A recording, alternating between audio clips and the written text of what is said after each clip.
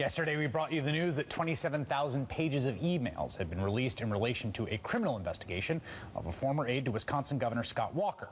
The investigation goes back to the time when Walker was Milwaukee County executive, and the emails illustrate the synergistic manner in which Walker's county office worked with his 2010 gubernatorial campaign, which, by the way, is illegal in Wisconsin. Now, Walker himself was never charged with any wrongdoing, but 6 of his former aides and associates were convicted, including his former deputy chief of staff, Kelly Rindfleisch. She was sentenced to 6 months in prison, 3 years probation for violating the law. Yesterday, I should note, I mistakenly said that she had served those 6 months in jail, when in fact she is appealing her conviction. I regret that error. Now, investigative reporters are still pouring through those 27,000 pages of emails. But there was one email that I read a portion of yesterday that stood out, not because of an abuse of power or corruption, but because of the sheer jaw-dropping offensiveness.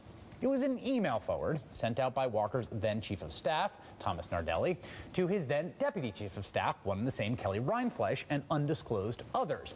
It told the story of a, quote, nightmare, in which the narrator wakes up as a poor person of color, leading readers to this punchline: I can handle being a black, disabled, one-armed, drug-addicted Jewish homosexual on a pacemaker who is HIV positive, bald, orphaned, unemployed, lives in a slum, and has a Mexican boyfriend, but please, oh dear God, please don't tell me I'm a Democrat. You know, but.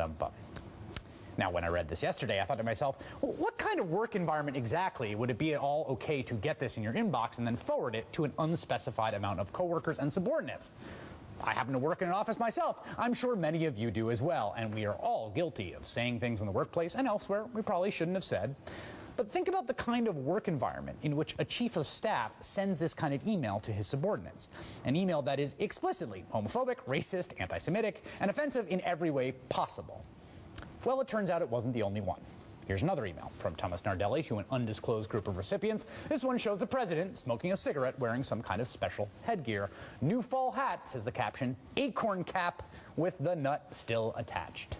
Now that email, it skirts the line, but let's say it's forgivable in the final analysis. What about this one, which was sent to Deputy Chief of Staff Kelly Rindfleisch from someone outside of Walker's staff, comparing welfare recipients to dogs?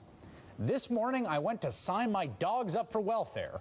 At first, the lady said dogs are not able to draw welfare, so I explained to her my dogs are mixed in color, unemployed, lazy, can't speak English, and have no frigging clue who their daddies are. They expect me to feed them, the email continues, provide them with housing and medical care, and feel guilty because they are dogs. So she looked in her policy book to see what it takes to qualify.